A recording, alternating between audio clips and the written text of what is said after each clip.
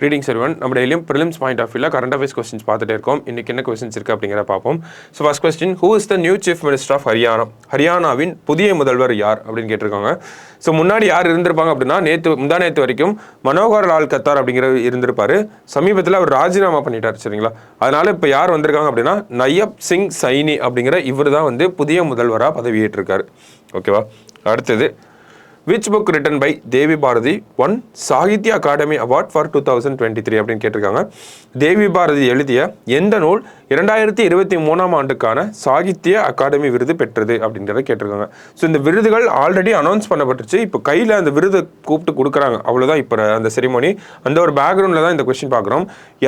என்ன புக் எழுதியிருப்பார் தேவி பாரதி அவர்கள் அப்படின்னு பார்த்தோம்னா நீர்வழி படுவோம் அப்படிங்கிறத எழுதியிருப்பார். ஓகேங்களா? ஒரு புறநானூற்று பாடலில் இந்த நீர்வழி படுவோம் அப்படிங்கிற வார்த்தையும் கூட வரும். ஓகேவா? ஸோ நீர்வழிப்படும் அதுதான் சரியான விடை. ஓகேவா? அடுத்தது OCI recognition will be given to 7th generation Indians of which country அப்படின்னு கேட்டிருக்காங்க. எந்த நாட்டின் 7ஆம் தலைமுறை இந்திய வம்சாவளிகளுக்கு OCI அங்கீகாரம் வழங்கப்பட உள்ளது அப்படின்னு கேட்டிருக்காங்க. ஸோ யார் அப்படின்னு பார்த்தோம்னா எந்த நாட்டை சேர்ந்தவங்க அப்படின்னு பார்த்தோம்னா மொரீஷியஸில் இருக்கக்கூடிய இந்திய வம்சாவளிகள் 7ஆம் தலைமுறையாக இருந்தாலும் அவங்களுக்கும் OCI ஸ்டேட்டஸ் வழங்கப்படும் அப்படிங்கிறது சொல்கிறாங்க. OCI அப்படின்னா ஓவர்சீஸ் சிட்டிசன் ஆஃப் இந்தியா அப்படிங்கிறத சொல்கிறோம். ஓகேவா? வெளிநாடு வாழ் இந்தியர்கள். ஓகேவா? அடுத்தது where was the Bharat Shakti exercise of tri services held? முப்படைகளின் பாரத சக்தி பயிற்சி எங்கு நடைபெற்றது? எங்கன்னா பொக்ரானில் தான் நடந்திருக்கும் சரிங்களா? பொக்ரானில் நடந்திருக்கும். இந்த பாரத் சக்தி அப்படிங்கிறது இந்தியாவோட முப்படைகளும் கலந்துட்டு இருந்திருப்பாங்க. அதில் அவங்க கிட்ட உள்நாட்டிலே தயாரிக்கப்பட்ட அந்த வெடிப்பொருட்கள்லாம் இருக்கும் இல்லையா, அவங்களோட அந்த வெப்பன்ஸ், எக்யூப்மெண்ட்ஸ், பாம்ஸ், மிசைல்ஸ் இதெல்லாம் உள்நாட்டிலே தயாரிக்கப்பட்ட அந்த விஷயங்கள் எல்லாம் டெமான்ஸ்ட்ரேட் பண்ணி காட்டியிருப்பாங்க. அதுதான் அந்த பாரத் சக்தி அப்படிங்கிற அந்த ஒரு எக்ஸசைஸ். ஓகேவா? கடைசியா tribal areas where autonomous district councils have been established under 6th schedule of the constitution will not come under the purview of citizenship amendment act அப்படின்னு சொல்றாங்க. அடுத்தது areas declared under ILP அப்படின்னா inner line permit அப்படின்னு சொல்றோம். ஓகேவா? will not come under the purview of citizenship amendment act அப்படின்னு சொல்றாங்க. ஓகேவா? தமிழ்ல பார்த்தோம்னா 6வது அட்டவணையின் கீழ் தன்னாட்சி மாவட்ட கவுன்சில்கள், இதுதான் வந்து ADC அட்டானமஸ் டிஸ்ட்ரிக்ட் கவுன்சில் அப்படிங்கிறது சொல்கிறாங்க. இது வந்து 6வது அட்டவணை கீழே உருவாக்கப்படுது சரிங்களா? ஸோ அது என்னன்னு அப்படின்னு பார்ப்போம்.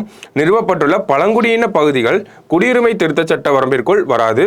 அதே போல் ILP என அறிவிக்கப்பட்ட பகுதிகள் குடியுரிமை திருத்த சட்ட வரம்பிற்குள் வராது அப்படிங்கிறது சொல்கிறாங்க. ஸோ 6th ஷெட்யூல் கீழே என்னென்ன ஸ்டேட்ஸ் இருக்குது அப்படின்னு பார்த்தோம்னா அஸ்ஸாம், திரிபுரா, மேகாலயா, மிசோரம் அப்படிங்கிற 4 ஸ்டேட் இருக்காங்க. ஓகேங்களா? ஸோ இவங்கெல்லாம் என்ன அப்படின்னு பார்த்தோம்னா இதில் பழங்குடியின மக்கள் அதிகமாக இருப்பாங்க.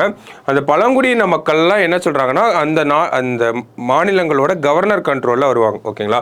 ஸோ கவர்னர் என்ன பண்ணுவார் அப்படின்னா இந்த அட்டானமஸ் டிஸ்ட்ரிக்ட் கவுன்சில் அப்படிங்கிறத சில பகுதிகளை சேர்த்து அட்டானமஸ் டிஸ்ட்ரிக்ட் கவுன்சில் அப்படிங்கிறத உருவாக்குவார். ஓகேங்களா? இந்த இடங்களில் ஃபுல்லாகவே இந்த ADC சொல்கிறது தான் நடக்கும். ஓகேவா? ADCயில் அந்த பழங்குடியின குழுக்களோட பிரதிநிதிகள்லாம் இருப்பாங்க. இவங்களோட முடிவுகளை கவர்னர் கிட்ட சொல்லுவாங்க. கவர்னர் அதுக்கு ஓகே சொல்லுவார், அப்ரூவல் தருவார். ஸோ அப்போ இந்த தன்னாட்சி மாவட்ட கவுன்சில்கள், அதனால தான் அவங்கள தன்னாட்சின்னு சொல்கிறாங்க, அட்டானமஸ் அப்படிங்கிறத சொல்கிறாங்க. ஓகேவா? ஸோ எல்லாமே பழங்குடியின மக்கள் தான் அதிகமாக இருப்பாங்க. ஸோ அந்த மாதிரியான இடங்களில் இந்த குடியுரிமை திருத்த சட்டம் வந்து அதனுடைய ப்ரொவிஷன்ஸ்லாம் செயல்படாது அப்படிங்கிறத சொல்கிறாங்க. ஸோ ஃபஸ்ட்டு ஸ்டேட்மெண்ட் வந்து கரெக்டு தான். அந்த சட்டத்திலே சொல்லியிருப்பாங்க அட்டானமஸ் டிஸ்ட்ரிக்ட் கவுன்சில்ஸில் இந்த ஒரு விஷயம் செயல்படாது, 6th ஷெட்யூலில் வரக்கூடிய விஷயங்களுக்கு செயல்படாது அப்படிங்கிறத சொல்லியிருப்பாங்க. அடுத்தது ILP அப்படிங்கிறது சொல்கிறாங்க. இந்த இன்னர் லைன் பெர்மிட் அப்படிங்கிறது பார்த்தோம்னா என்னென்ன டிஸ்ட்ரிக்டில் ஸ்டேட்ஸில் இருக்குன்னா அருணாச்சல் பிரதேஷ், நாகாலாந்து, அடுத்தது மணிப்பூர், மிசோரம். ஓகேங்களா? ஸோ இந்த மாதிரியான ஸ்டேட்ஸ்லாம் இன்னர் லைன் பர்மிட் அப்படிங்கிறது இருக்குது. அது என்ன இன்னர் லைன் பர்மிட் அப்படின்னு பார்த்தோம்னா நமக்கு இந்த ஊர்களுக்கு ஓகேங்களா, இந்த 4 மாநிலங்களுக்கு நம்ம சுற்றுலா போனால் கூட இந்த பர்மிஷனை வாங்கிட்டு தான் போகணும். அந்த ILP அப்படிங்கிற பர்மிஷனை கொடுத்ததுக்கப்புறம் தான் அதை அந்த மாநில அரசாங்கம் கொடுப்பாங்க. அந்த ILP பர்மிட்டை வாங்கிட்டு தான் போகணும் நம்ம. ஸோ அதில் இருக்கக்கூடிய சில பகுதிகளுக்கும் நமக்கு இந்த CAA ஆக்ட் வந்து வராது அப்படிங்கிறத சொல்லியிருக்காங்க. ஸோ ரெண்டுமே கரெக்டான ஸ்டேட்மெண்ட் தான். ஓகேங்களா? இதை பற்றி மற்ற விஷயங்களை நம்ம DNAலையும் பார்ப்போம். ஸோ இது ரெண்டுமே ஸ்டேட்மெண்ட்ஸ். இந்த டைரக்ட் ஸ்டேட்மெண்ட்ஸ் எங்கே இருக்கும்னா அந்த சட்டத்திலே சொல்லியிருப்பாங்க, அது செய்தித்தாளில் வந்திருக்கும். அதன் அடிப்படையில் இந்த ஒரு கேள்வி கேட்கப்பட்டிருக்கு சரிங்களா? ஸோ ரெண்டுமே கரெக்டான ஸ்டேட்மெண்ட் தான். இரண்டும் சரி அப்படிங்கிறது தான் கரெக்ட் ஆன்சர். ஓகேவா? ஸோ இன்றைக்கி ஒரு 5 questions பார்த்துருக்கோம் நியூஸ் பேப்பர் பேசிஸில். நாளைக்கு இன்னொரு 5 questionல மீட் பண்ணலாம். தேங்க்யூ.